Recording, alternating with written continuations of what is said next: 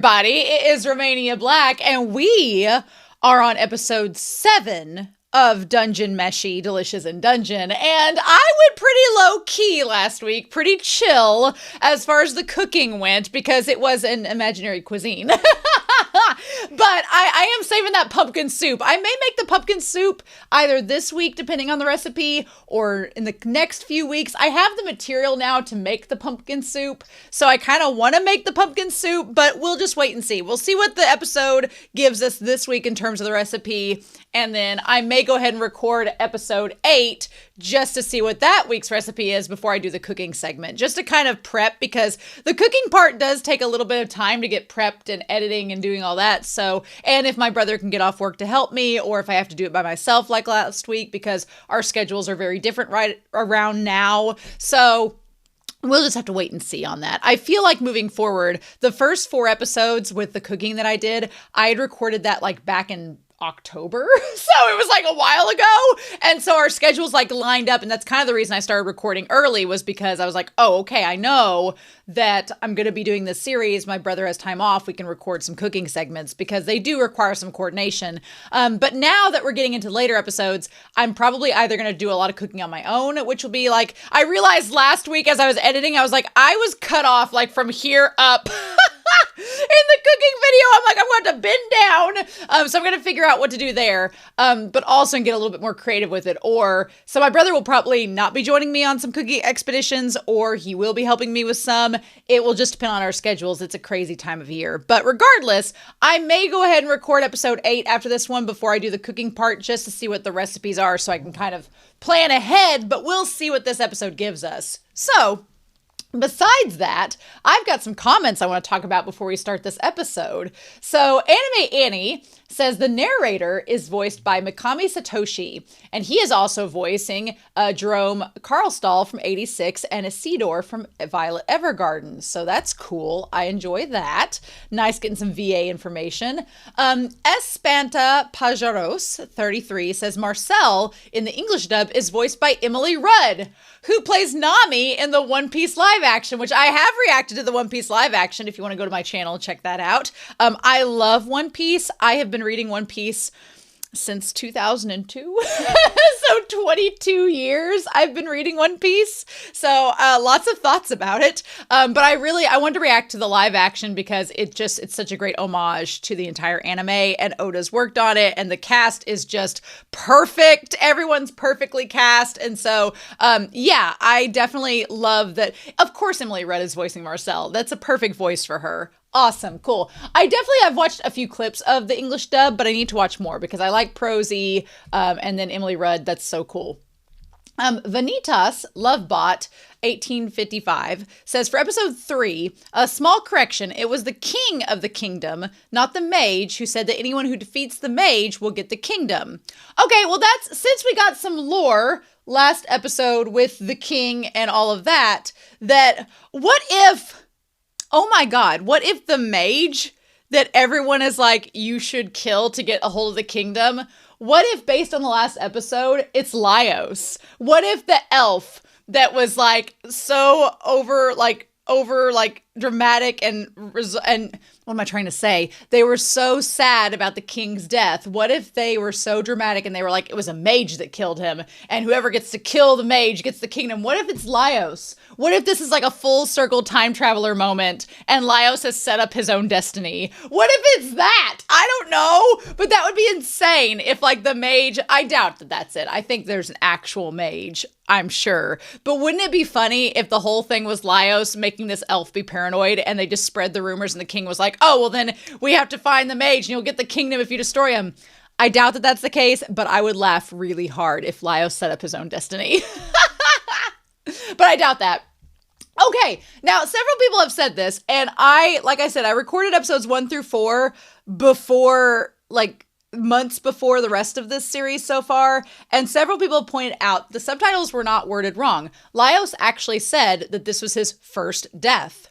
Additionally, in episode 1, when Marcille was attacked by a slime, she stated that her first death was caused by a slime. Later in the same episode, when they encountered a corpse, Marcille asked if she should use a resurrection spell as well.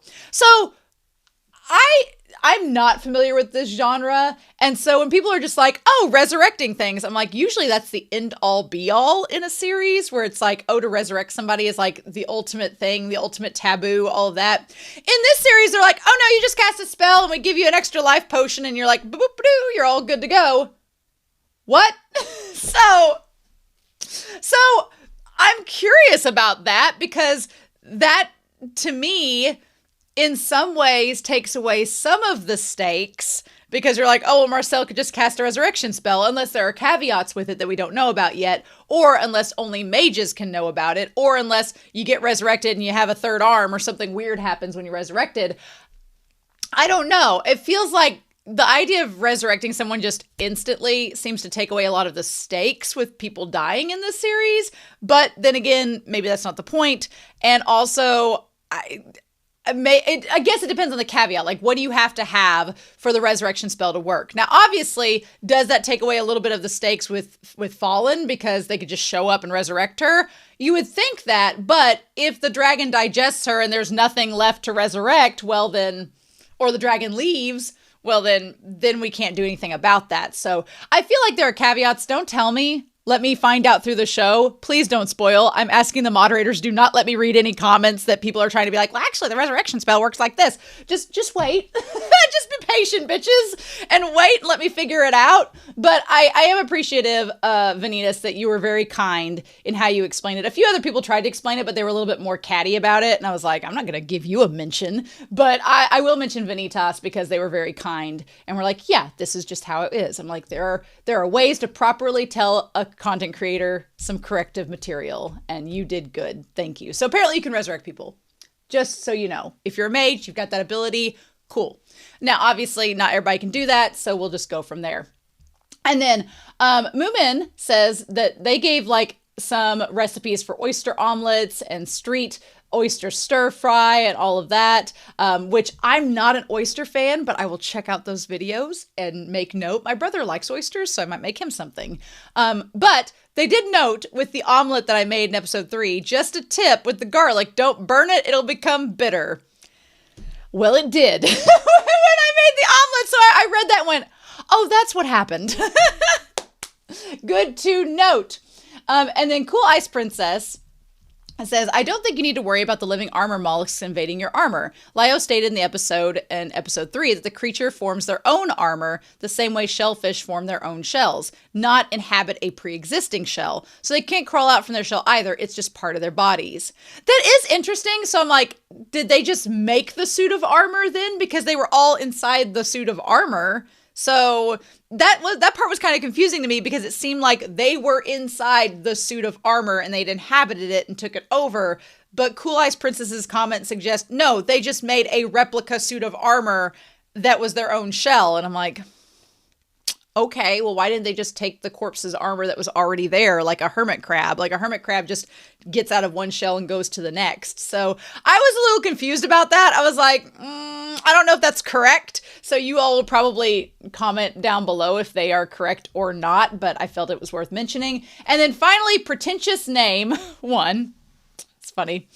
Says, I love the detail that Laios is good at listening to sounds. In a dungeon, you wouldn't be able to really trust your other senses, like sight, as there might not be a lot of light around. But hearing with the way things can echo is something that would always be helpful. That is really cool. And what I like about this show is that it does not call attention to its little faults like that. It's little tidbits like the resurrection thing. They just casually mention it and move on. You're like, wait, what? But here, that's a good point. Laios isn't like, now I'll use my super hearing because of A, B, and C. He just does it, and it's a little detail. And if you miss it, it's not going to impact the story for you. But if you catch it, it's like a little added little richness that goes along with it. And that's pretty cool. I like that. So yeah, I think that's awesome. So thank you all so much for the comments and kind words. I really appreciated them. They're so nice. But I'm super excited to be diving in to this next episode and see what we get for episode 7. So we've talked for 10 minutes. We're not going to waste any more time. We're going to dive into episode 7 of Dungeon Meshi, Delicious in Dungeon. And we're going to do that here in 3, 2, 1. And I did not plug in these. That's for sure. I want to be able to give y'all things. So We're going to get started right now.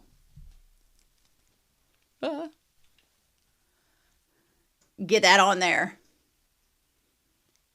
I'm not going to skip the intro. How dare you? The walking mushroom is adorable. Oh, loud. I love you, Bubba Chicken, but that was a loud ass opening. Oh. Everybody in the Window by Fallon. I don't know how to feel about Fallon. Well, they're all huge there, so I guess it doesn't make sense. I'm wondering if, like, each of them are shown with a party, if those are all just different parties that they traveled with at some point. Yeah, like with Kabru.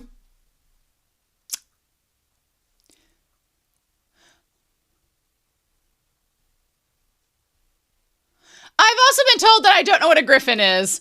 And look, I know that there is some animal that has a lion body and the wings. Am I thinking of the MGM lion? Am I thinking of something different? I know it's not a manticore because that has a scorpion tail. No, I feel like I have watched something. Oh, and there's the elf running around. Yes. So they might show up again. Yeah, with the lion and the wings. I feel like that is something. Is it a chimera? Maybe it's a chimera. Maybe I'm thinking of a chimera. People are very adamant that I don't know what griffins are, and I'm like, well, excuse me, princess. I'm like, are we gonna die on this hill? Nah. I'm just so curious. But it's basically what's on top of the gargoyle that's on top of the...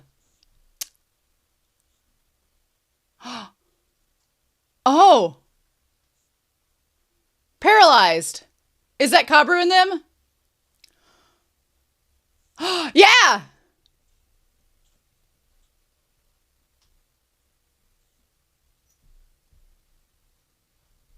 I mean, they weren't dead, they were just paralyzed. Who's this?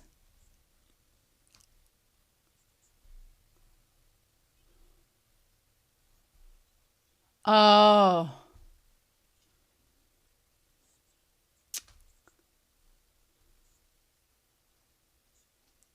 Treasure bugs. Ah!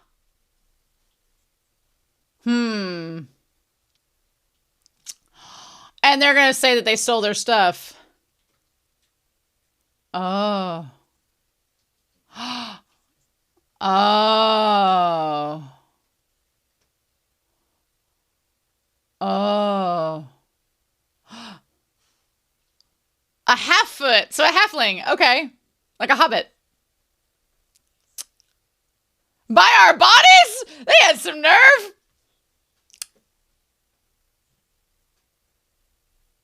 Well, you just told us we don't have any money. That's all we got.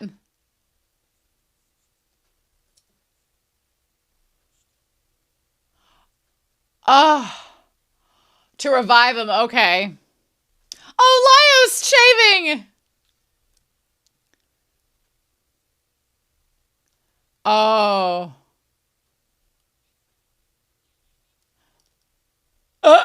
The music stopped. The music stopped. Ah! Well, yeah, it just warded off ghosts. Oh. Oh. Ah!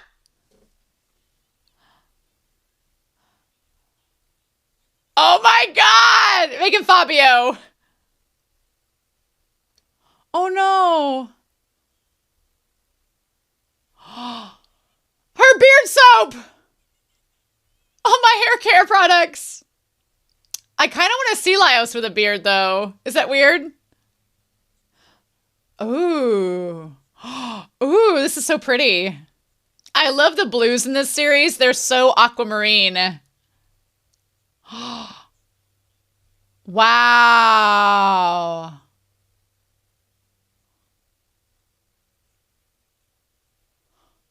Oh, wow.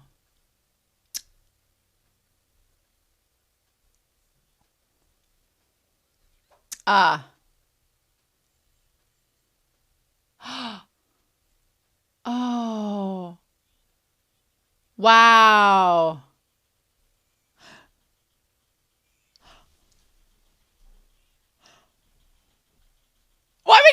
Senshi shot! So vital to the plot!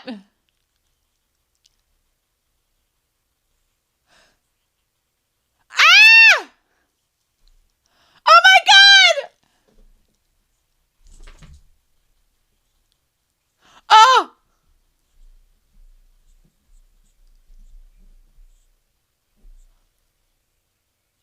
Shut up!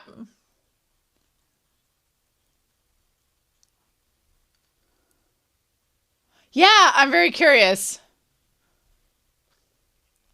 Ah. You're getting too reliant on your tech.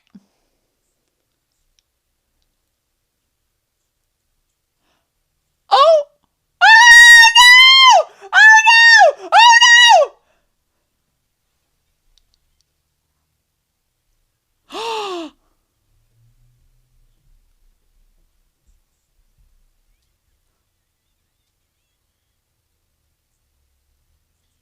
Oh.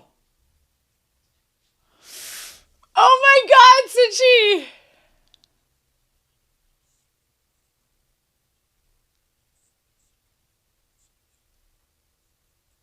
Oh, Laios. Oh.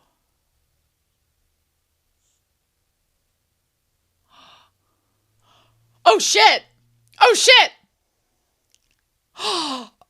Hello, Berserk! It's a KELPIE! Oh! My 90s child My Little Pony loving ass is all here for this. And ah! And her eating his hair. Ah! Yes, right! Right!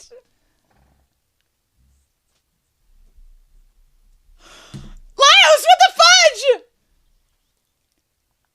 Oh, cruel.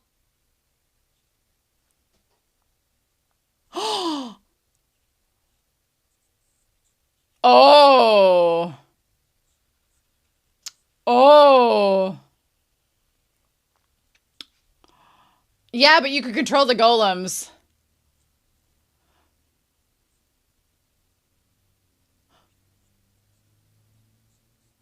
Shut up! Wow!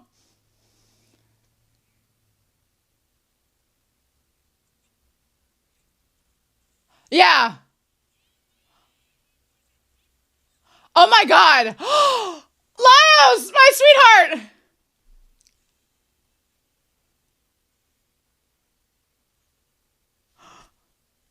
You betrayed me! Oh! Oh shit! Oh!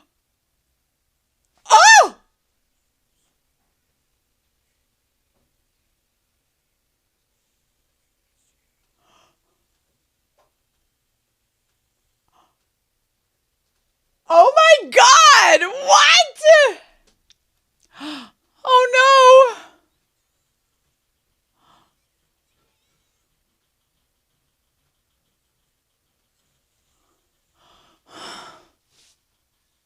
Sweetheart. Mm-hmm.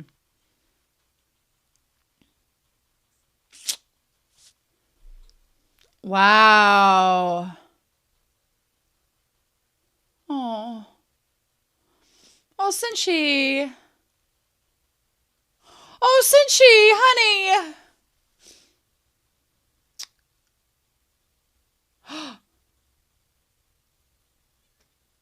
Well, yeah.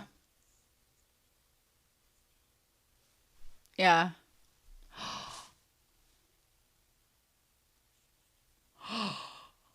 Oh. Oh.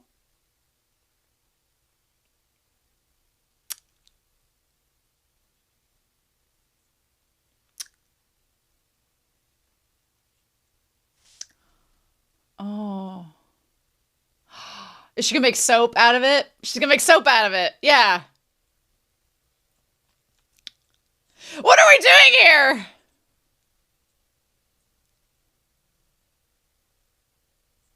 Uh-oh.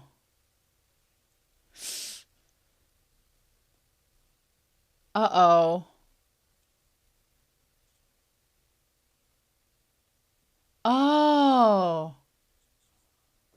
Oh my god, it's Kabru in them! Oh my gosh! Oh, this one's hot. Oh no! How do you know? You would recognize the monsters, but not Kabru. No! Oh, another... Oh, a mermaid. Oh no! No, no, no, no, no, no, no, no!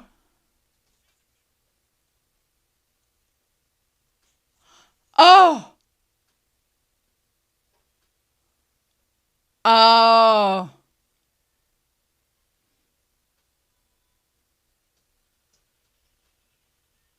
Oh, that sounds so...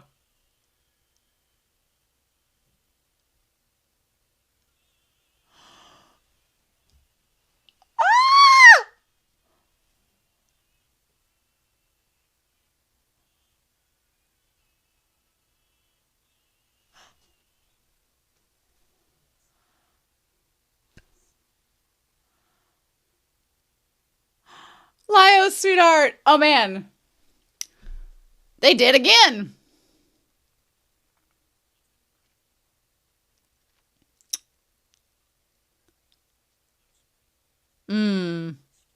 Poor Marcille. So that's... Shut up! Ah!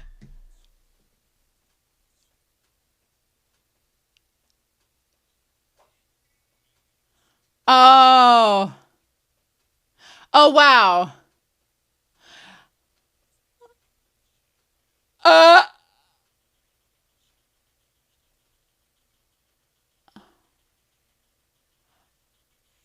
Ah! No! No, no, no!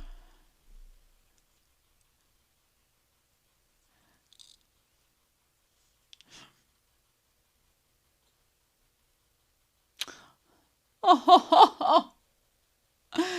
Laios, certified monster fucker. Automatically.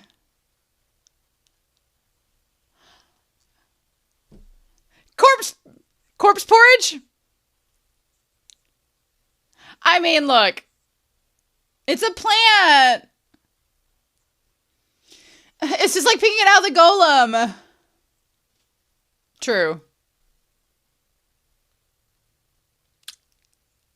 Oh my god. Oh my god. Ah! Oh no! Oh, porridge with barley. We could do that.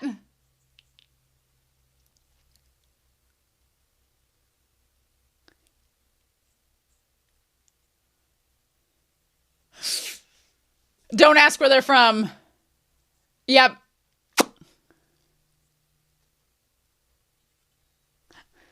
Ah! Chilchuck's like, really? Really?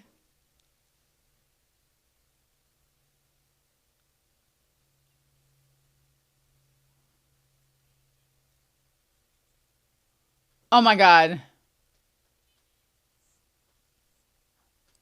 It's like Tamago, maybe? Oh my god!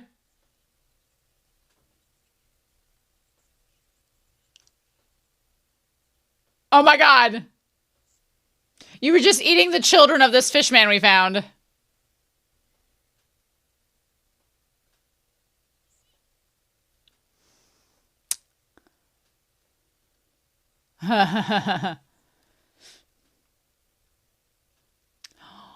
Oh, and the little... Oh, yeah! Aww. See, it's not magic. It's soap.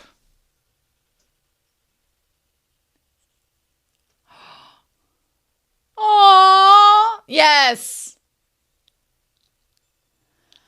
Aww.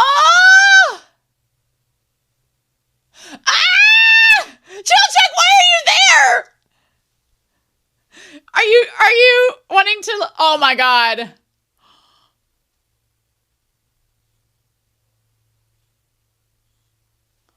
Oh my god. Oh my god! It's just... Shut up. He's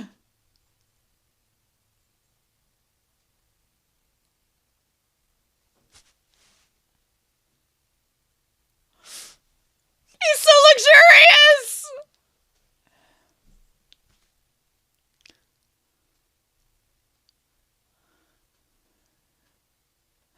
This is my favorite episode so far. I love this so much. Oh. Oh, shut up. It did not. Oh my god. Crap! Crap, the flying fish! Oh no! Laios, sweetheart!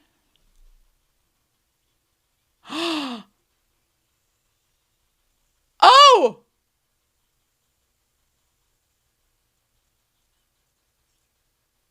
Oh! Oh.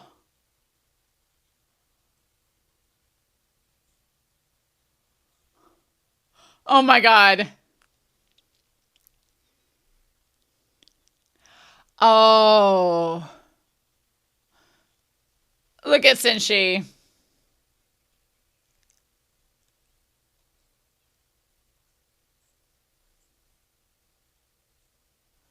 Hmm. Right.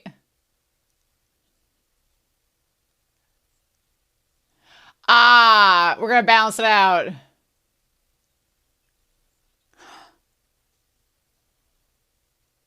Oh, well, there we go.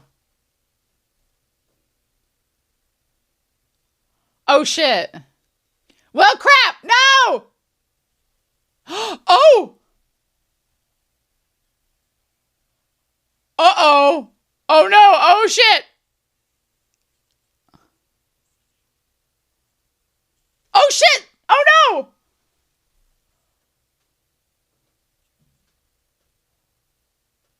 Does it have his beard?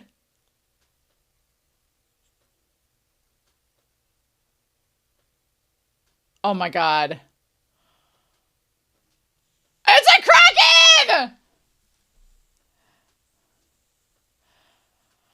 Oh, my God.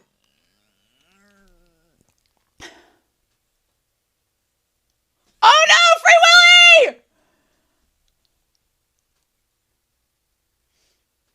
It looks like a squid. A kraken, yes.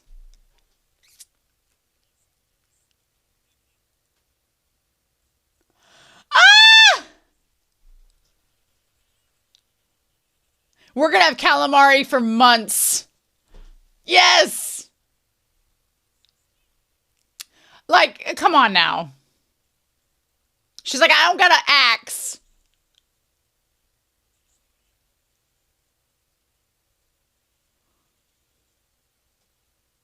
Oh my gosh!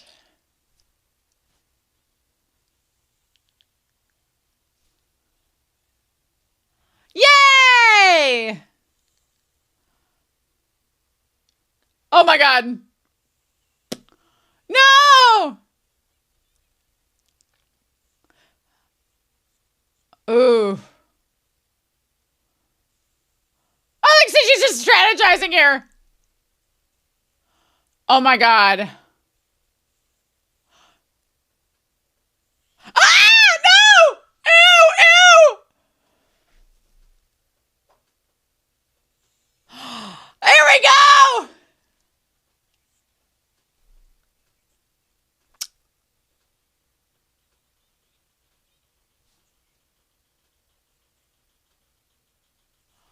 Oh.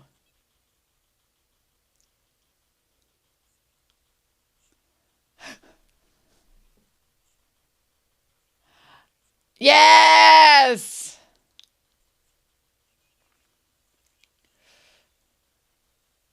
Oh. Oh!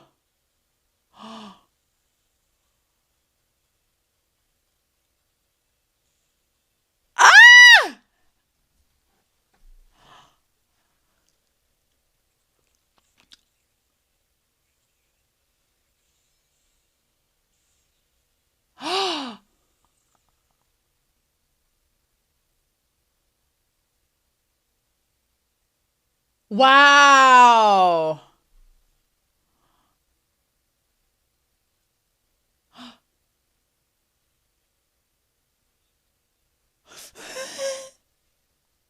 Bleh!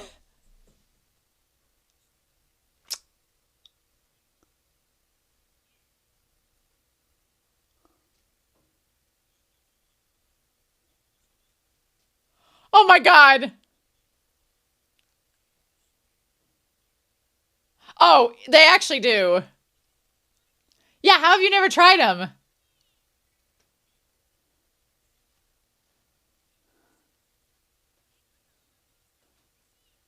Uh-huh.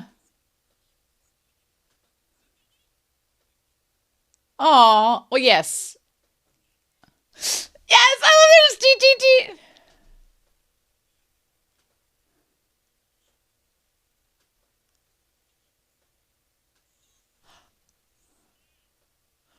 Oh. Oh no. Oh no, no, no. Sweetheart.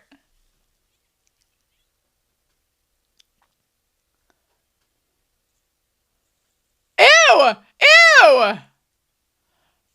Oh, hell no. Ew. That's so gross.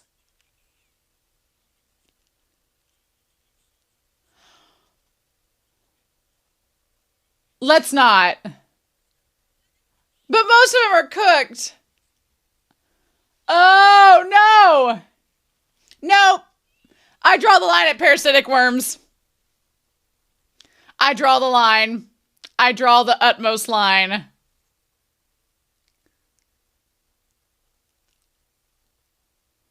Nope.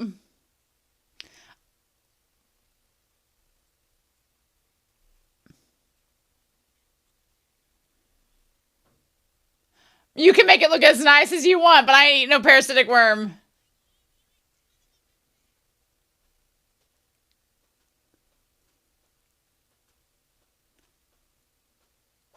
Laios. Nope.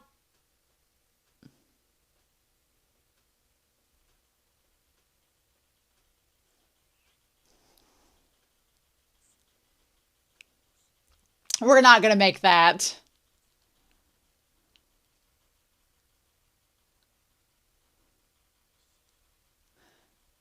I like his less soy sauce.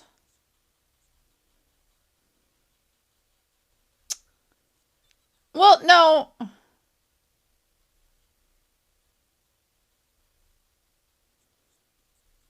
Well, you just ate it raw, so you would know.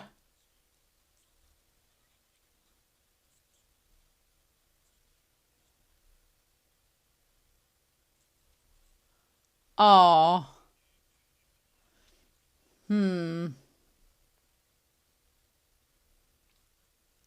Yeah, maybe you shouldn't have ate it raw.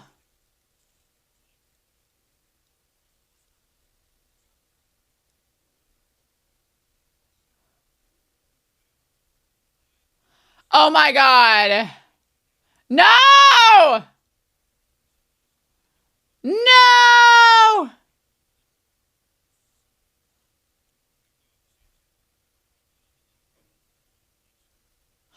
Oh my God. What?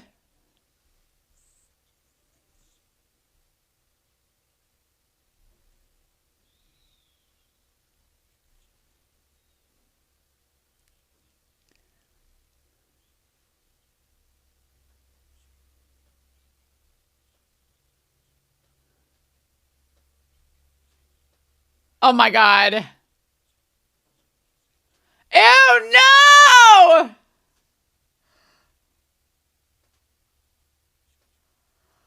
Oh no!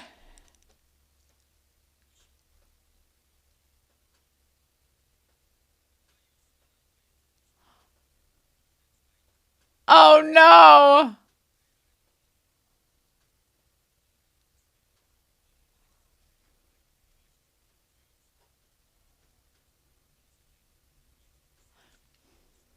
Lessons learned. Lessons learned. Oh my God. This is my favorite episode so far. Oh my God. Nope. Oh my God. It skipped the Edie, but that's okay. We have lots of things to talk about. What a great time for Dungeon Meshi.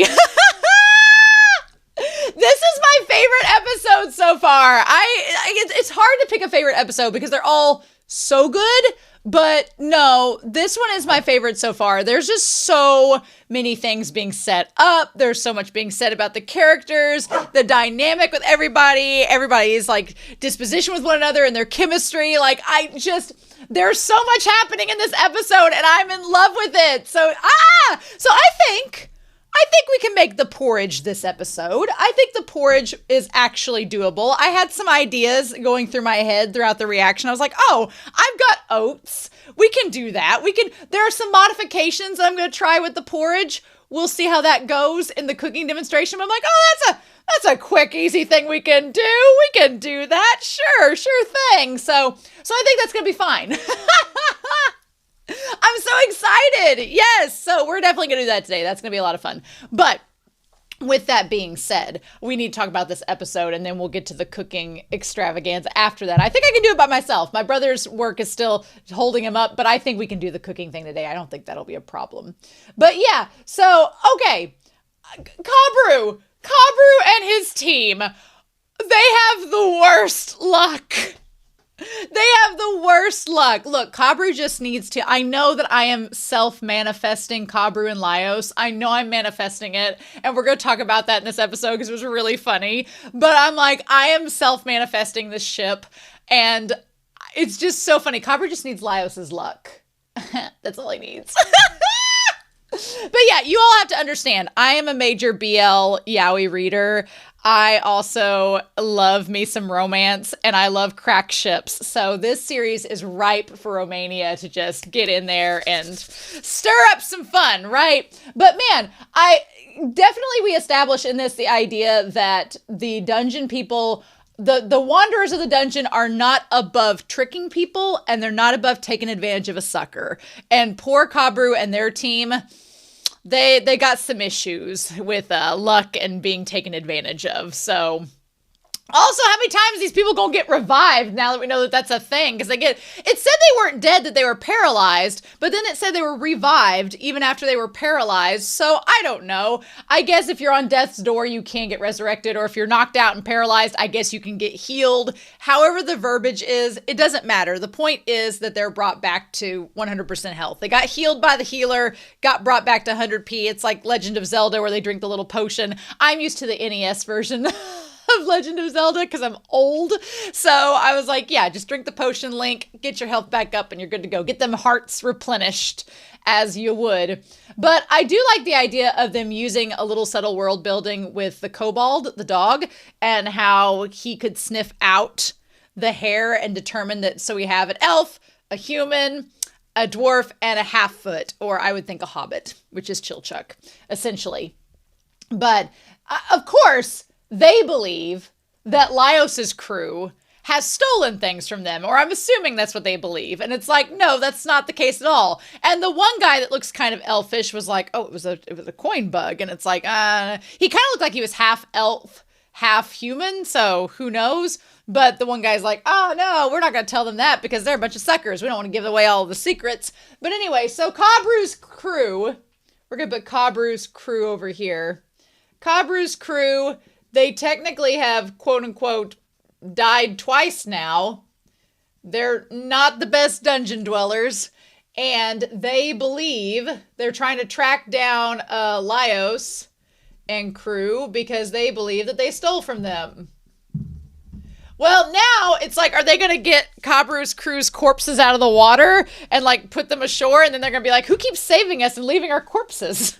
That's going to be a big question there. But damn, like a sucker's born every minute. We'll talk about them here back in a little bit. But so I really like the world building in this episode. I love the fact that we saw Laios like trimming his 5 o'clock shadow. Chilchuck does not have to worry about facial hair, apparently. He has the youthful glow. He doesn't grow facial hair. We're all good. But I like Marcille putting her hair back. Is it weird that I want to see Laios with facial hair? I don't normally like facial hair on guys. I'm not usually into facial hair. But for Laios, I think it could work. I think it could work for him. And I kind of want to see it. And just seeing a little preview, I'm like, oh, you could have some daddy energy, Laios, if you grew that hair out. I'm just saying, I'm into blondes. So already Laios is like on my radar, but I'm like, oh, you could get a little bit of that Jace gross going out from Arcane. We could get that going. All right. Get some himbo daddy energy. Let's do it, Laios. I'd be all for it. But I love the world building that, like, Chilchuck says that Marcille should cut her hair. Now, I personally am on the camp that Marcille is into Fallon, and that's one of her reasons for going to rescue her. That's my personal headcanon. It's been kind of hinted at in the show. We'll see where that goes from here with it. But I am curious as to if she's growing her hair out, because she's like, no, until Fallon is rescued, I'm not cutting my hair. And then when they do rescue her, she'll be like, it'll be like her, like the new step and new phase in my life where she'll chop it off. But I also like the idea that Marcille equates magic to hair. Like, hair maintenance is like a form of preparation, like you're going to cast a spell. That's really cool. I like that analogy. That works really well. And it's kind of explains her character a little more. It adds to it. But also the idea of hair is translated with Senshi as well. So we have Marcille, who is our mage, and she equates magic to this idea of self-maintenance with hair. But then you have Senshi over here, who is very much like, he thinks that magic can be equated with laziness. He believes that magic is a shortcut and it defeats the purpose of hard work. And I feel like Senshi is very Gen X in a way, because it's kind of like my parents' generation, where they're like, well, why would you take this shortcut and do all this stuff when you need to learn how to do it yourself and learn how to do it manually? And there is something to be said for both sides of the argument. Like, I do think Senshi is right that sometimes we are over-reliant on shortcuts and we're over-reliant on things that make things easy, so that when they mess up, we need to know how to be self-sufficient. And that's kind of Senshi's whole thing, is that he's self-sufficient. He's basically the Ron Swanson of this anime. He's just like, he gives a sheet of paper that says, because I said so, and then does what he wants. He really is Ron Swanson in this. And is Marcille Leslie Knope? I don't know. But I feel like Senshi is saying that if we rely too much on magic, what happens if we lose our mage? What happens if you lose your staff and can't conduct magic? What happens if we get to a point where the magic is repelled? He's like, we need to know a way to protect ourselves and be self-sufficient and feed ourselves, or we are going to be, we'll be over-reliant on something that's not always going to be there. And there is something to say for that. But then I also get Marcille saying, yeah, but sometimes if you overwork yourself and try to do it the hard way, Marcelle's very much like, work smarter, not harder sometimes, where she's saying, sometimes magic, it's there for a reason. And if we don't use it, it would be a waste to not use. It's kind of like, if you're sitting there and you're just struggling through a headache and it's like, well, you could take some medicine for that. It's like, no, I don't want that medicine in my body. I'm going to just let it heal on its own. And it's like, well, the medicine's there. Science has been it's made by science to help you. And it's there for a reason. And so if you don't use it, that seems like a waste of that technology. So I get where both of them are coming from, and it's cool to see how they kind of find a compromise in this episode. But I agree. I was like, I want to see Senshi with his long, luxurious beard, like looking like Fabio straight out of the 90s. I love it, with a braid and a beard, and Senshi's just like, absolutely not. I love it. It's so great. But then she realizes all of her beard oil, all of her essentials for hair care were left with the dragon. So we're going to get down to this dragon, and Fallon's going to have the most luxurious locks possible, and the dragon's going to have like perfectly manicured nails.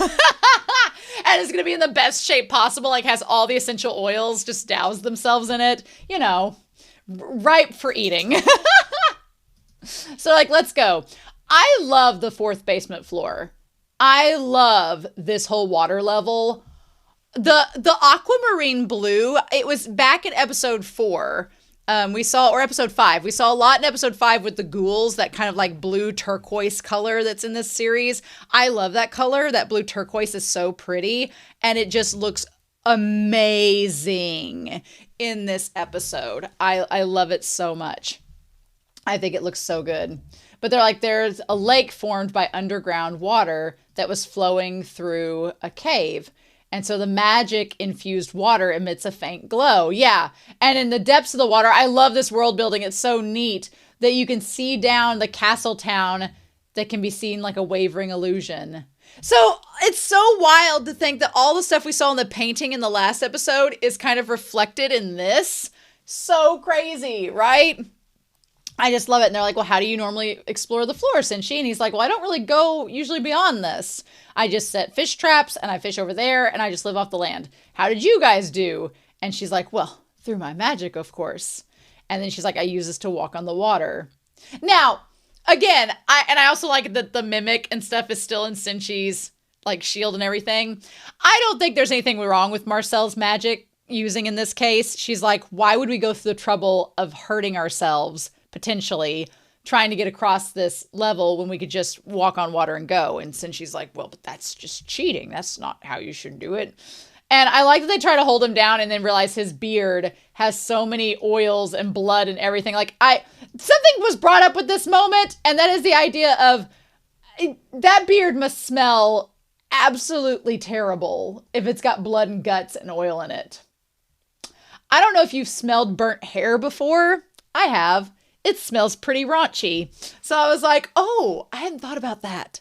Yeah, if he's like, it's like, I imagine that his beard was just, it couldn't be dreads because I have a friend that has dreadlocks and she was like, if I ever want to get rid of these, I have to cut my hair. You can't undo dreadlocks once they're formed. You just have to chop them off. You can't undo all that dirt and oil preserving them. So they're not dreads yet, but it's such a dirty beard. I'd be like, Senshi, you go clean that. I'm glad he does at the end. We'll talk about that here in a little bit. But yeah, he's like, I'll get across the water on my own way. I love how much faith Laios has in him.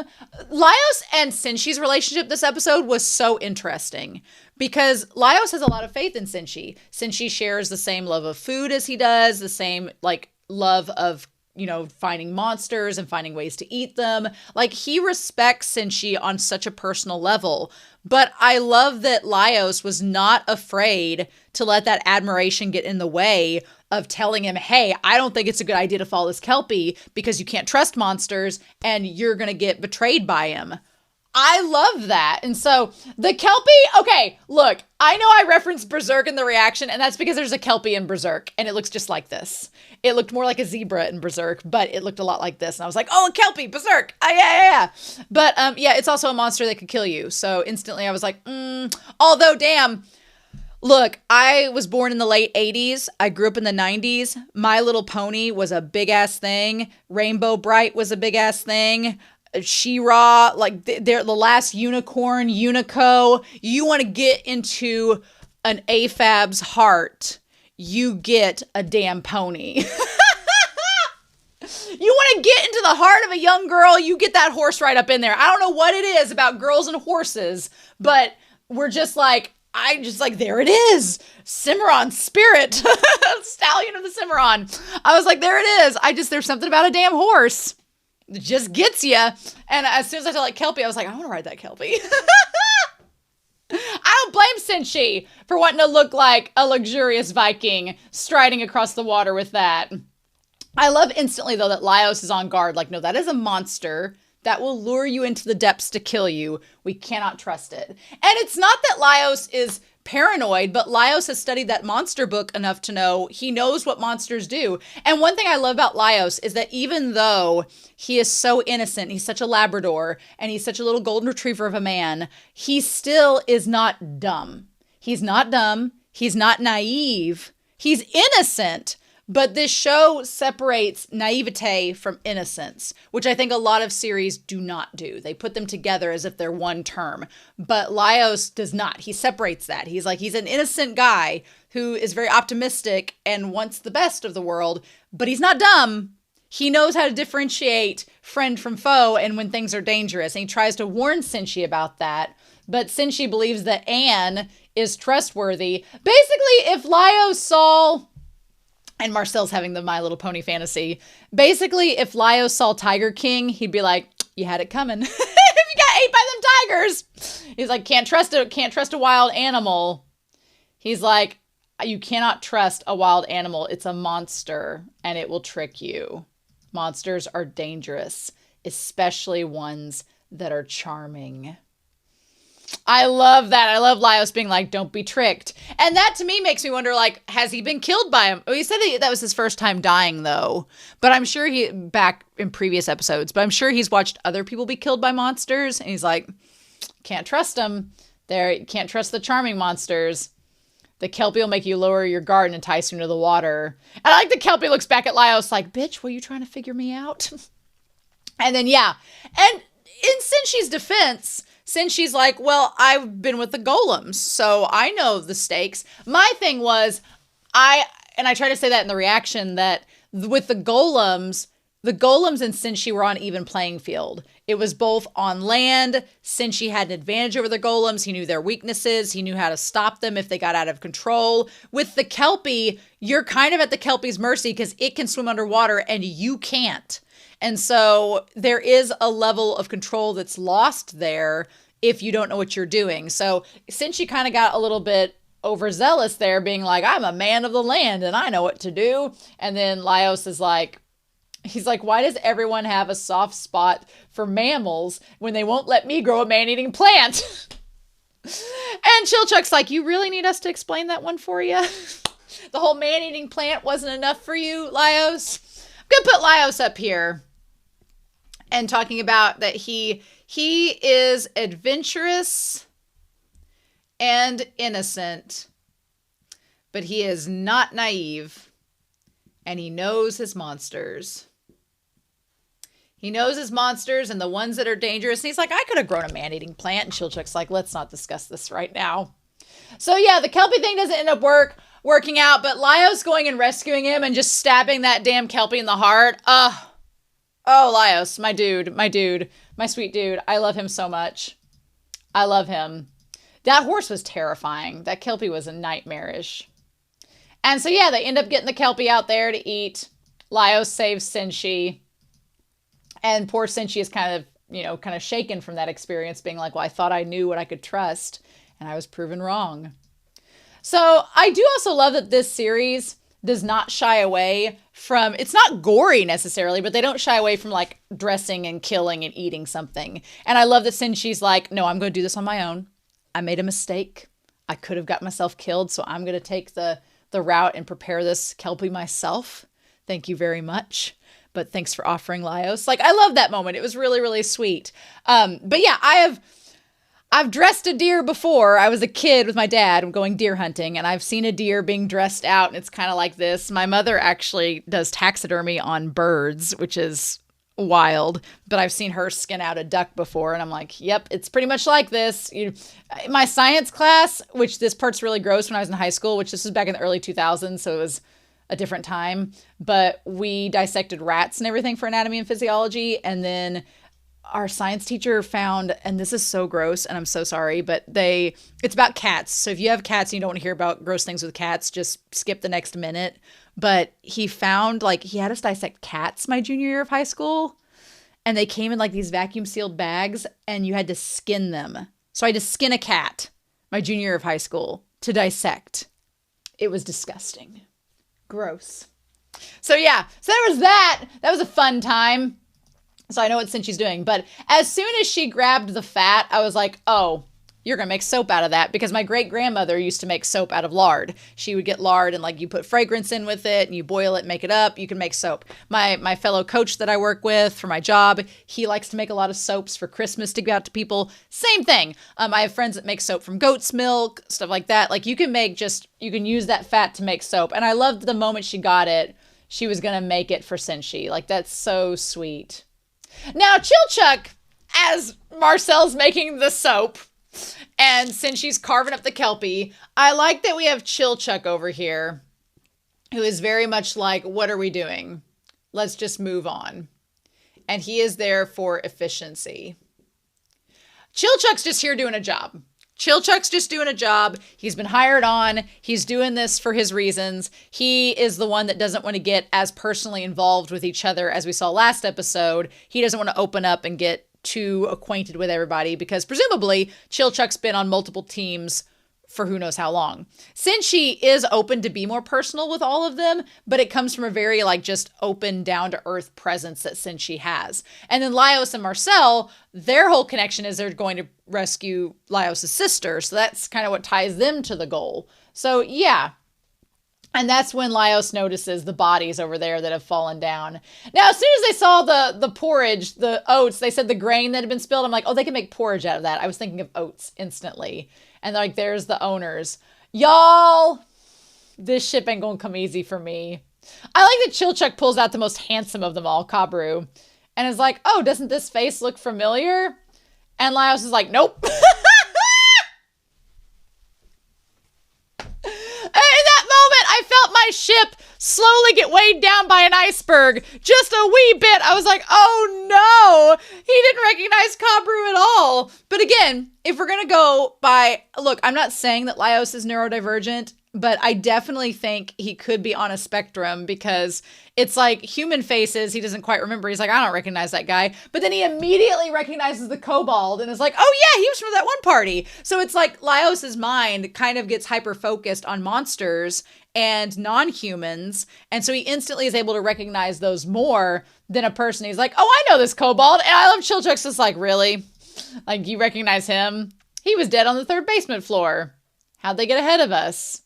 He's like, well, he must have been healed. And then he like flips over the one and it's the merman. And he's like, oh, they met a mermaid and killed each other. And then the poor things. But then he hears the song from the sirens, aka the mermaids, and starts to walk towards them. And Laios has to snap him out of it. And he's like, chill.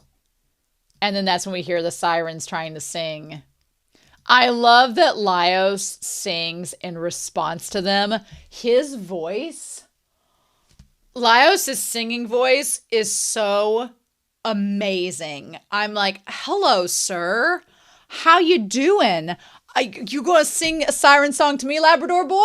I'm just like, I'm like, I myself, I am on the ace spectrum, but I am more attracted to men. I'm not attracted to women at all, but I would say that I find men more aesthetically pleasing, but a voice is what's most attractive to me.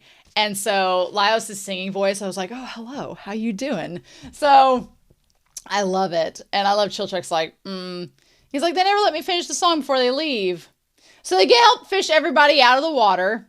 And they just dump them there. I'm glad they just leave their weapons and their stuff there, which was nice. They just fished out the grain that was scattered to not let it go to waste. But also I'm like, they took out the magic infused grain for being worried about parasites and other bugs. I'm like, you just fished porridge out of dirty water so that fish have pooped in. So I probably would have let that go, but okay, whatever. They're like, we'll take it ourselves. I love that Chilchuck's like, if Marcille finds out. Now, this part here where Laios looks at the fish man and is like, oh. And I love that Chilchuck just smacks him like, no, we're not eating the fish man. You monster fucker. No. Look, if I want my Kabru ship to sail with Laios, then Kabru just needs to like grow a pair of wings and then we'll be fine. And Laios will be all about it because Laios clearly would be down to clown with the demi-humans and the monsters.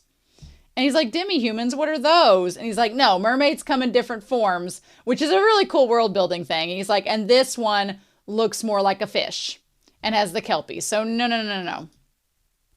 I love that Chilchuck's like, we are not cutting this fish man up and eating him. I draw the line. I kind of feel that way that Chilchuck does about crawdads and lobster. Like, I can have a lobster tail and I can have crab meat and I can do like the king crab and stuff. But the caveat is you got to take the eyes off. Whenever they show you the little boiled crawfish and its little face looks back at you, I can't do that. I can't eat something that's going to look back at me. I couldn't do a luau pig if it could look back at you. And he's like, but we eat cows, but not fishmen. And I'm like, but also cows don't look human. He's like, it doesn't feel right. I like that Laios is like, feel? I don't understand. Feel? What do you mean feel right? I don't get how that works. Chilchuck's like, you would be a cannibal, wouldn't you? If push came to shove. But I do get Laios' argument, though, because my family raises cows. And here's the thing. Mostly, the cattle that we eat, you can't personify it. If you do any type of personification, it's you instantly form a barrier there. So if we usually keep back like one steer that's a castrated male, we keep back one a year that we'll eat, but it doesn't have a name. It's just a steer. And it's just, we know ahead of time, and you mentally have to tell yourself that's what it's there for. You're just going to eat it. And then you can form that wall. But for example, we had an old cow, like all the cows out in the field, they have names, and I love them. And they're our animals on the farm, and we don't eat them. But we had one cow, her name was Maggie, and she had cancer in her eye, and we'd taken the eye out. And so she was like a little pirate cow, but then she got it in the other eye. And so the vet was like, we're going to take this other eye out, but she's blind. She's going to go downhill really fast because she's a wild animal. It's not going to be sustainable. And so my parents were like, well, here's what we're going to have to do. Either this cow's going to die and it's going to be a waste, or we could process her and make her into hamburger and at least get something out of it. And I was like, So I told them that was fine. I just said, don't tell me that this is Maggie. So that's what we ended up doing. And you kind of knew when you had hamburger, you were like, But it was like, since she's talking about it, it's the ecosystem. And it's like, well, she was either just going to not do anything, or it's like, well, what are you going to do? So you do have to kind of mentally steel yourself. And Laios just doesn't quite seem to understand that as much, right? So they do. And I like that Chilchuck's like, don't you dare say we're going to eat this fish, man. And he's like, well, it's just it's the kelp from their hair. And then we find out that it has like fish eggs in it, which if I do the porridge, I'm probably going to find some other substitute for the salmon roe. You could use salmon roe if you wanted to instead of fish eggs, but I'm not a big caviar egg person for that. I'm not a big fish egg person. So I have an idea of what I could replace it with. So we'll just wait and see when we do the cooking part of it, because I think I have something that looks like those eggs that could be replacing it. But I think this porridge is easily done. I think we could do that. I think that's easily made. And I like that when Chilchuck takes him aside and he's like hitting him with the stick, I love all their dynamics. Like, it's not ever, they're at each other's throat, but in the most congenial and best way. And they're not at each other's throat in like a harmful, like, I'm mad at you way, just being like, are you serious? So then Marcille gives Senshi the soap. And what I love about this moment is that Senshi's like, you put a lot of work into making this soap. Like, you didn't use magic to make it. She legit made it from scratch and put in work and effort. And Senshi's like, well, that shows that you respect that I don't like magic. You respected that. And you made this soap for me and did it the hard way and the honest way. And I really appreciate that. So because you've gone to all this trouble, I'm going to use it, and then we can let you use your magic. And it was so sweet. I loved that moment. It was so nice. I was like, that's awesome. Also, him like with the hair, when they show like his beard and him with it all straightened up and everything. Also, Chilchuck was just there. I was like, this is not helping my shipping at all, because there's Marcille bathing down Senshi. He's got his big, giant man body that's there, and Chilchuck's just like, peeking around the corner. I'm like, why are you there, Chilchuck? Why are you even there? Unless you're trying to get a peek. Laios ain't paying no attention. Not helping the allegations one bit. But I love that he gets all of his hair fluffed out, and even Chilchuck's like, oh my God, he's beautiful. I love it so much. She's like, there, your beard is clean. It's so massive. It is the puffiest of beards. We have a body type for everyone in this series, and I really respect that about it. And then I love her little hug to him, like, see, the magic worked. Like, that's so cute. It's adorable. So then they're like, well, we could actually walk on the water. And he thanks her. So then they're going along the way, and they have these blade fish coming at them, which I don't blame Marcille for wanting to stop the bladefish because she's like, they're all going to kill us if we try to fight them one at a time. They were like the little flying fish in Mario where you're trying to get across the water and the flying fish are trying to get you. That's immediately what I thought of. And of course, since she's like, he's like, you can't kill all these fish at once. It'll destroy the ecosystem. And I like it from both perspectives here because you have Senshi saying, like, there is a delicate balance in the food chain. And if you destroy like something outright, it's going to affect all of it, right?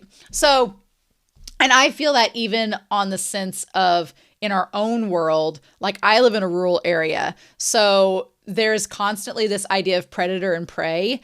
And so it's like there's deer everywhere, for example, like white-tailed deer everywhere. They're such pests. They're not even scared of cars. They'll walk out into a road being like, hit me, bro. Like they don't even care. And we have so many does that are female deer, but all people hunt around here are the bucks, the males. And I'm like, they want the antlers and all that. I get it. But at the same time, like you killing one buck when there are 6 does running around, they're just going to get like, we're so overpopulated with deer and we don't really have a lot of predators that eat the deer. Like coyotes don't really eat the deer. They'll pick off like a baby, but they're not going to eat a full deer. And then there are some mountain lions that are around, but they are few and far between. And they have like a 60-mile radius of where they travel. So they're never in the same place twice. And then you have some bobcats, but unless it's like a sickly deer, they're not going to go after that. They're after rabbits and who knows what else. So really the deers don't have a lot of predators. So you kind of have to wipe a bunch of deer out to kind of keep the population in check. Otherwise the ecosystem gets kind of, the genetic chains get imbalanced. You get a bunch of inbred deer and then that doesn't go well. So I like that since she talks about the balance, but then you have the Kraken that is, disrupting the whole thing as well. But man, since she got so mad, red in the face at Marcille, it was interesting. And he talks about the food pyramid, right? That you have the kelp, then you have the slime and the bladefish, then you have the mermaids and the kelpie. We just don't see about the Kraken at the top of the ye old food chain. So yeah, and they notice that the monsters in the dungeon have all been disrupted as well, which honestly, I feel like it is possible because of all the people going into the 4th floor of the dungeon that it's helped, disrupt as well. But that damn Kraken. Oh! Now, I will be honest, I love calamari, but it is fried and there ain't no parasitic worms on it. No, no, no, no, no. That's why I'm like, nope. Now, I eat sushi a lot, so this episode made me very fearful of the sushi that I eat because a lot of it is raw and I'm like, Parasites are like one of my biggest phobias. The idea of like a worm in me terrifies me. Nope, nope, nope. So I definitely was like, I'm not going to be eating. I feel like we learned a harsh lesson from Laios. You don't eat raw octopus unless you make sure there ain't no parasites on it. Gross. You got to boil that shit and get all the stuff off of it. Don't just eat it raw. No, no. So, oh my God.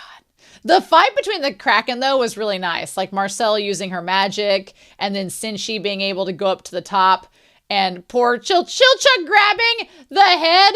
It was so cute how innocent he was in that moment where he's like, what is this? And the moment he grabbed it, I'm like, oh, that's one of the fisherman heads. But so cute and terrifying at the same time. But I like by the end of this episode, Senshi and Marcille work together to incorporate the magic and Senshi's know-how to defeat the Kraken. Like, I like this episode was mainly focused on, you had Chilchuck and Laios running around doing their thing with the mermaids. But then you have, and then finding Kabru and everything. But then you have, the main part of this episode was Marcille and Senshi working together. And it was really, really cool. I loved it so much. It was very sweet. So yeah. And then they managed to get that Kraken up there. I love that it turns white, which I'm assuming it does that in real life. Laios with his head with the fishman, our monster lover. And so then, yeah, Marcille. I like that for once Marcille describes all the way you can eat squid and octopus. And Laios hadn't ever ate calamari, which surprises me beyond all belief. So interesting. But yeah, ew, the parasitic worm, no thank you. I'm like Laios, why would you be for the parasitic worm but not the actual meat that is decent to eat? Nope. Nope, nope, nope. Gross. We're not going to be cooking parasitic worms, so don't be worrying about that. That's not going to happen. No, that part was gross. I was like, I feel like the calamari would be fine. So then since she realizes the circle of life, we're just part of it, and it's perfectly fine. Ugh. I do love Marcille at the very end, how she like taps her little magic stick on Laios' head to keep him from getting too sick. That's really sweet. But anyway. So this episode was so good. It was one of my favorites. Poor Kabru and crew. Poor them. But this episode was so much fun. I loved it. The visuals, them working together, all the themes. It's so great. I'm super excited to go make some KELPIE porridge now. I have some ideas, so we'll get to see that. But I hope you all enjoy this cooking segment. And if you don't stick around for the cooking segment, then I will see you all next week. 8's my lucky number, so I'm pretty excited about that. And we'll see what happens next time on Delicious in Dungeon.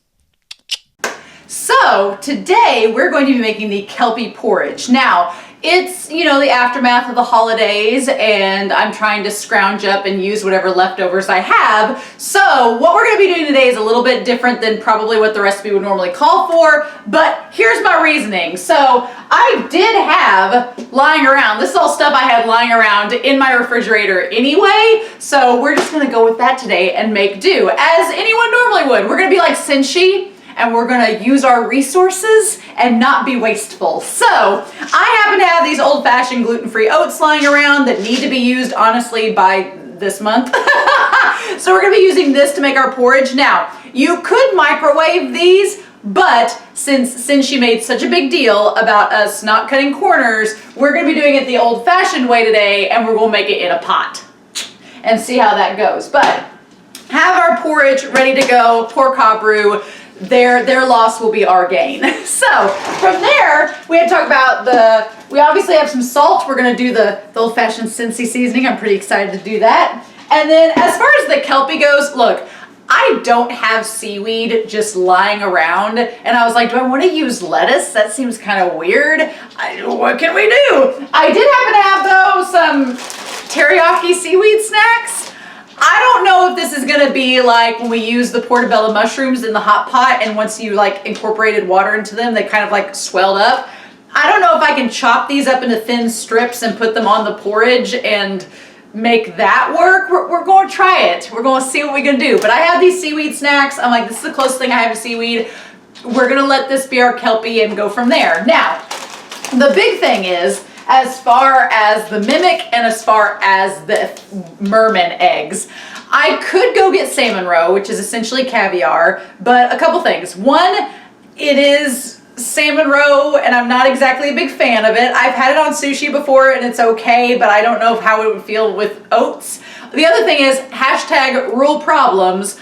There's not just a store that just has caviar just lying around. I ain't near a Whole Foods or like an Aowen or something where it's like, here's your $80 thing of caviar. No, if I mentioned fish eggs, they'd be like, are you talking about the catfish out back? No, so we're not gonna do that. So instead I was like, well, what could be a substitute instead of the fish eggs? And I happen to have in my refrigerator a thing of pomegranate seeds. And I love pomegranate seeds. They're really, really good. I've had these lying around to use on a salad, but I was like, porridge and pomegranate sounds like a pretty good combination. So we're gonna test these out and see if they work. I feel like these in the porridge will go over great. Now, these in the seaweed, we might have to like section off different parts of the porridge to try all of these different combination of things, but we're gonna test that out. And then as far as the mimic goes, obviously we didn't have mimic last week. I did look up online where you could use imitation crab meat. That would be the go-to to use, but I don't really eat a lot of crab meat, so I would just be literally buying a thing of imitation crab meat to use for this one recipe, and that seems wasteful. But you know what I have from last week that we didn't use up all of? I have one more fish fillet of cod. Now, we're going to be doing a lot of little bits and pieces of the porridge with each of these, so we'll see how that goes. But last week I tried to make this in the skillet and it turned out okay, but was not as good as I think I could have made it. So we're going to try the traditional baking method today. We're not going to cut corners. We're going to traditionally bake it as the instructions recommend, and we're going to put this all together. I've preheated my oven to 375 degrees, so we're going to get this in the oven, pop it in, and then while we make our porridge, we'll just talk about some Dungeon Meshi. Sound good? Let's go. All right, so I've put a cup of water into our saucepan and I've turned it between 8 and 6 on the oven because I'm like, well, we're not gonna immediately get it too hot too fast, but we've got it heating up right now. I've got half a cup of oats that are out to the side that we're gonna combine with the cup of water. And then I have just enough pomegranate seeds that I think will fit the porridge and be enough, and I'll eat any of the extras. We've got our salt. The seaweed, when you take it out of the little package, looks like this. I feel like it will get soggy if you incorporate it into the porridge, so we'll just wait and see on that. The nice thing about these oats and any other oats that you normally get is they do have like a portion size on the side to tell you like, okay, if you're making this for, you know, 1 person versus 2 person, how many oats do you put in to water ratio? So it works out pretty good. And then we have in the oven our fish baking up really good. Now, it said for the fish to bake for around 28 to 30 minutes if you hadn't thawed it out. I thawed mine out a little bit, but the whole thing with the parasites and worms has me a little bit concerned. So we're just gonna leave it in for about 25 minutes and go from there. A rogue huckleberry is like, where's my porridge? Why won't you give me some? Okay, so this is starting to come to a boil. So the oats said that you could either wait until it boils completely and then add in the oats and the salt. But if you want it to be a little bit creamier, you can add in the oats and the salt and the boiling water together. And then after that, it says that you basically let it simmer for 3 to 5 minutes over medium heat, stirring occasionally. So we're gonna do that. We're gonna do, I've been so excited to do the Senshi, like the meme of the salt. So just a pinch to taste, I'm assuming. Just wanna get just enough of it out. There we go, that's plenty. And then just do the, it's so much fun! But okay, so we're gonna stir that in a little bit, just enough. And then we're slowly going to incorporate the oats. Now, I didn't want to let this get a full roiling boil because once it starts boiling, the water starts evaporating and there's only a cup of water in here to begin with. I feel like if I was making a lot of oats, it would not be as problematic, but I don't want to lose as much water as I want because I do like kind of creamier porridge. So we're gonna get that in there. All right. All right, so we got that stirring in there, and I'll show you all what that looks like here in just a second. But we're going to stir that up and let that come to a boil before we drop it down to simmer for 3 to 5 minutes. Okay, so you all can see that it's starting to boil a little bit. So with it boiling, I'm going to turn my heat down to about a 6. And then I'm gonna sit there and let it kind of simmer for 3 to 5 minutes. And then we will double check our fish, which is cooking along there. And come up here soon, we'll just see what the end product is. Okay, quick update before we show the finished result. This is the baked fish from out of the oven, and it looks 1,000 times better than the one that I made in the skillet last week. So it does not shrivel up. Some of the butter and garlic is actually still present on it. So yeah, if you're wanting to make the fish, I would highly encourage the bake method more than the skillet. All right, so we have here all of our things today for our KELPIE porridge. The porridge turned out really good. Everything like soaked up nice. This is actually the best porridge I've ever made. I have these oats left to use. So I usually use oats when I'm baking cookies or something like that. So, or making muffins, but I'm gonna be making a lot more porridge over the next month because I need to use the oats and now I have all these recipes I can use it with. So we're gonna try a little bit of porridge with each of the 3 things and then try them all together and see how that works. But this is honestly the best porridge I think I've ever made, so yay. First we're gonna do a couple of the, I was just gonna reach in like a bear and take it out.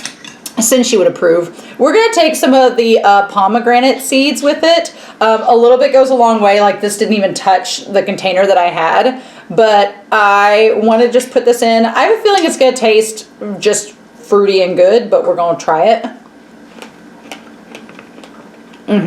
Yeah. Honestly, I love sweets and I love carbs with sweets, so the idea of the pomegranate and the porridge together It's just the right sweetness. I think this was much better. If you're a savory person, you probably would have wanted the fish roe to make it savory, especially with what we're gonna add as well. But I don't know. I think this might work out with the fish and the seaweed. We'll have to see, but this is definitely a win for me. I could just eat the pips from a pomegranate by themselves, if I'm being honest. All right, so next, we're gonna try a little bit of this seaweed. Now, this is dehydrated seaweed snack. Like I said, I figured once it hits this, it will reconstitute. It is extremely fragile. So if you buy any of these snacks, like the moment you even open the package up, you can see they're like paper thin. They instantly just look like they will fall apart. But with that being said, I did get the ones that were teriyaki flavored, so, which is fine for me. I think it'll incorporate fine, but I am curious if I had just gotten the regular kind, what difference that would have made. But so we're gonna test this out. I don't know how to feel about it, but it would be like if we had KELPIE on it, so. The teriyaki goes a long way with the flavor. Here's the thing. Everything we're putting on this, the porridge itself just has some salt. So it is, if you've ever had oatmeal or porridge before, it's pretty bland if you don't add things to it. So, I mean, it will satisfy you, and I've been hungry all day, so this will get it done. But, you know what though? Kind of like the mushrooms in our hot pot, these little seaweed strands, they're just thin enough that when they do get the water or the moisture from the oatmeal into them, they start to get a little bit mushy, but they're not slimy. They've got some crunch to them. I'm not opposed to this. I honestly think if I really wanted to, if these weren't doing it for me by themselves, I would put them in this because I think it makes them where they're not slimy, but they still have some texture and the flavor to them. I'm not opposed. I'm not opposed at all. All right, now the fish. I want to show you all the fish. That looks, oh my God, so much better than last week. It looks so much juicier, so much better. The pan frying was a mistake. This looks so better and much tastier in any way. I'm glad we got to do a redemption on that after last week. My brother will be so proud when he watches this. He'll be like, really? But I'm going to take a little big chunk of this. I will tell you, after this episode, I'm so apprehensive about fish and seafood. I'm so apprehensive about seafood now that I'm like, oh, parasites, are we going to avoid those? But I feel like these have gone through a scrutinous process of getting cleaned. That's so much better. God, that's so much better. I can't emphasize to y'all how much better that is than last week. I'm glad that worked out. But, okay. So I'm going to actually fork this one and have the oatmeal with this. I'm assuming the crab would have been good too, but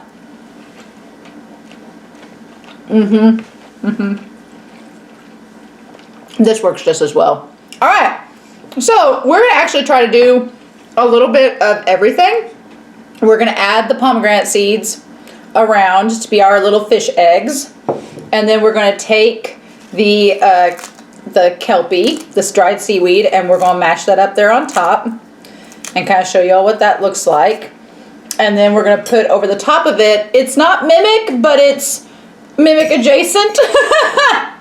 We're gonna put some of that fish on there. I feel like the fish and the seaweed are gonna taste great. I don't know how the pomegranate is gonna add to it because it's more sweet than savory, but it's possible that it will. The butter and garlic though might add a little bit to it. We'll see. Sometimes mixing your sweet and savory is not a bad idea. Now, would the crab meat have looked more like a mimic? Possibly, but you all can kind of see what it looks like there. It looks pretty good.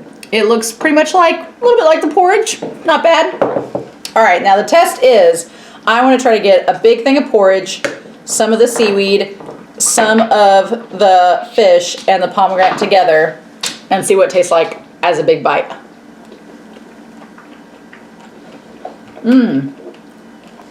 I would be like Marcille and go, it's good. This is actually surprisingly good.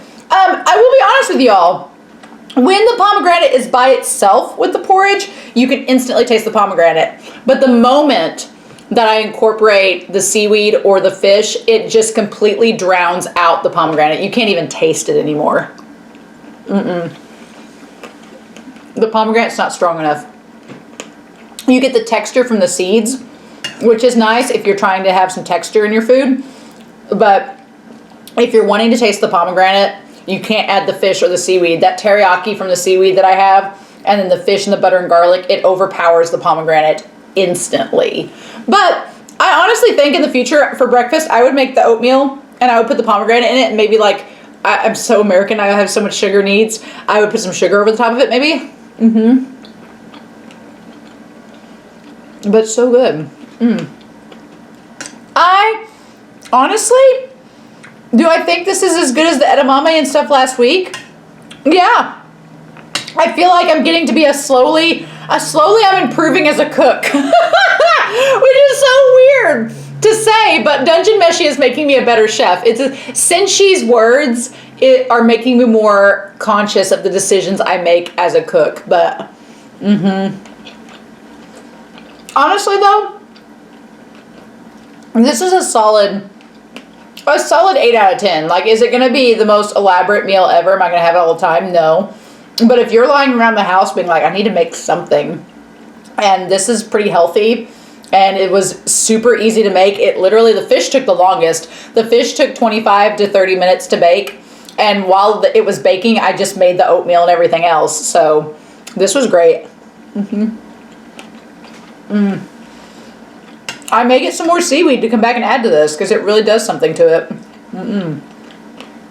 Anyway, I'm super excited. I will have a questionnaire out for episodes 8 and episode 9 to get more questions for y'all to answer. And don't worry, we'll see what, I'm very curious. We'll see what next week is going to give us. I have a sneaking suspicion that they're going to use that octopus and that kraken, and they're going to make some kraken like fried like they did with the parasite, or they're going to like chop it up and put it in a stew or something. And one, there's no octopus around here, and two, I don't feel like eating slimy stew. So we've got that pumpkin stew in the wings that we haven't been able to make from episode 6. So we'll see what next week brings us, but we may be making pumpkin stew, which it's cold outside and I'm a soup person, so I'm not opposed. But thank you all so much for watching with me. If you have any comments down below, please feel free to leave them. But otherwise, I hope you all have a wonderful week. Please stay safe, take care, and yeah, I'm gonna finish this and I'll be back next week with more Delicious in Dungeon, aka Dungeon Meshi.